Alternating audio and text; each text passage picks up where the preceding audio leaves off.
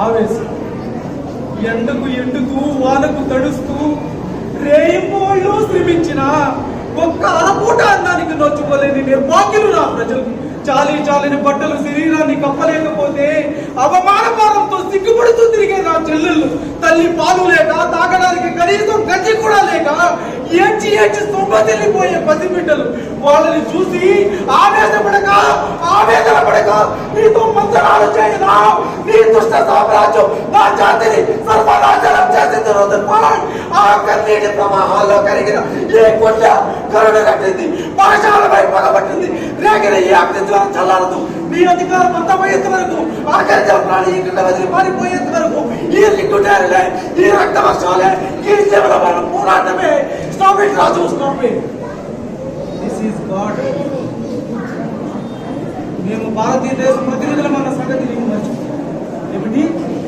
ఏమిటి నీవు భారతదేశం కుక్కల వలె నక్కల వలె సంచులలో పందుల వలె వ్యాపారపై వచ్చి మనుల మాణిక్యాలతో నిండినటువంటి ఈ రత్న గర్భను వజ్ర వైడూర్య పరగతి మాణిక్య నీల గోమేదిక పుష్పనాగ నక్షత్ర మధ్య లోకాలతో సమానమైనటువంటి ఈ పుణ్య భూమిని కాశీ నుంచి కన్యాకుమారి వరకు కటక్ నుంచి కటక్ వరకు నిండారి పొంగారిన ఈ దివ్య భవ్య గౌమ్య ప్రధానానికి మీకెళ్ళి గుండెలు ఈ ఒక్క అల్లూరి సీతారామరాజు చనిపోతే లక్షలాది మంది సీతారామరాజు ఉద్భవిస్తారు.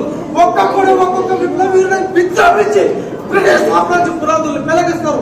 సీతారామరాజు ఒక వ్యక్తి కాదు, సమూహ శక్తి, సంగ్రామ పేరి, స్వాతంత్ర నినాదం, శంఖామరుతం.